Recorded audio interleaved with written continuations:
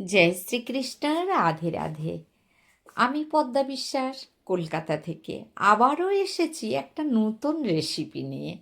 তো আজ আছে কি, চিকেন মহারাজা। মহারানী তো খেয়েছেন দু একবার, তো এখন মহারাজা হচ্ছে চিকেন মহারাজা। এটা কিভাবে বানাতে হয় তাহলে আমার সাথে থেকে দেখতে হয়। তা আমার সাথে থাকুন, দেখতে থাকুন। যারা আমার ভিডিওটা দেখেন তাদের জন্যে রইল আমার আন্তরিক শ্রদ্ধা, সম্মান আর ভালোবাসা। চিকেন মহারাজার জন্য লাগছে চিকেন, অবশ্যই ছোট করে একটু কাটবেন। এতে গোলমরিচের গুঁড়ো, জিরে, ধনে মাখিয়ে নেবেন, একটু নুন দেবেন। আর এর সঙ্গে দিতে হবে আমার দুধ, আর একটু মানে উপরে থাকবে, এটা আধ ঘন্টা রাখবেন।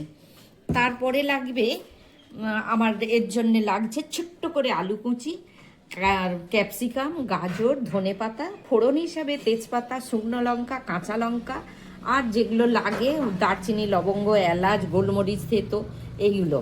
আর লাগছে পেঁয়াজ, টমেটো, আর গোলমরিচের গুঁড়ো অবশ্যই লাগবে, শাহি গরম মশলা লাগবে, নুন লাগবে, জিরে লাগবে, ধনে লাগবে। এদিকে ঘি দিতে হবে, দই দিতে হবে, দুধ দিতে হবে। এই আমার লাগছে।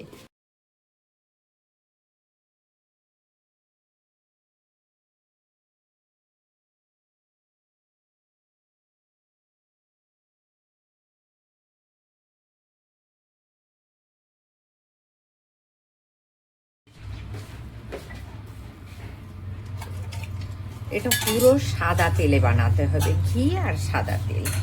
সর্ষের তেলে একদম দেওয়া যাবে না। এখন আমি তেজপাতা, শুকনো লঙ্কা ছেড়ে দিচ্ছি। এবারে ফোড়ন হিসাবে লবঙ্গ, এলাচ, দারচিনি, গোলমরিচ ঠেঁটা দিয়ে দিচ্ছি। এবারে আমি পেঁয়াজ দিলাম।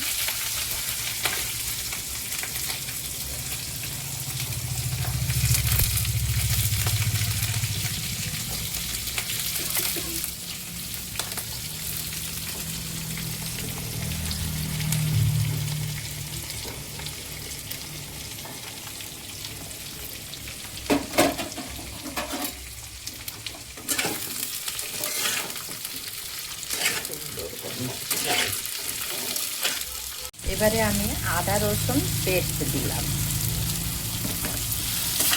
একটু ভাজা ভাজা করব। এবারে আমি টমেটো আর পেঁয়াজ পেস্ট দিলাম।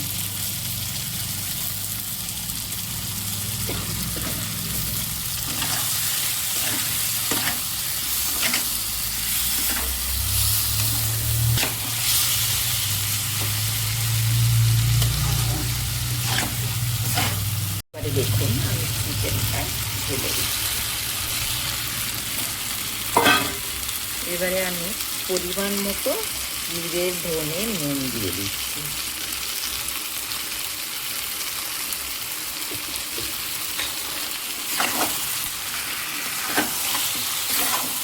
এবারে আমি ওটা কষা হয়ে গেছে, তাই আমি গোটা টমেটো কটা রেখে দিয়েছি, সেই কটা দিয়ে দিলাম।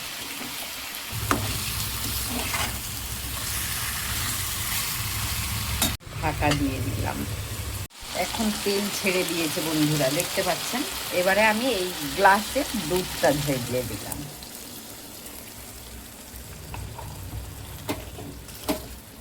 অপূর্ব হবে, বলার মতো না, এত লোভনীয়। উপরে চিনি দিয়ে দিচ্ছি এখন, আগে দিলে রং হয়ে যাবে লাল, মানে তেলের সাথে দিলে ক্যারামেল হয়ে যেত আর কি, ওই জন্য এখন দিলাম স্বাদের জন্য।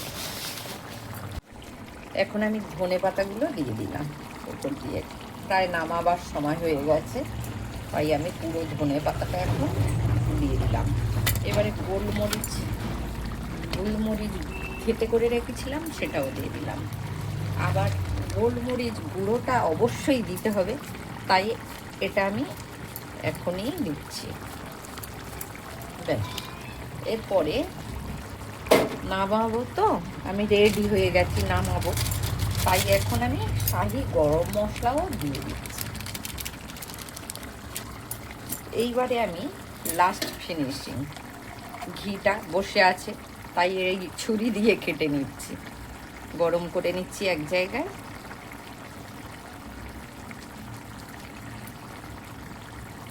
আর একটু দিচ্ছি, ওই 2 চামচের মতো দিলে হবে।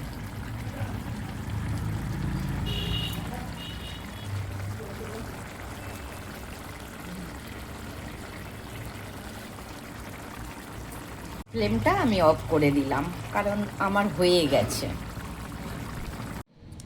এবারে তো রান্নি একবার টেস্ট করবে বলুন, তাই না? তাহলে এই যে রান্নি একবার টেস্ট করে দেখো।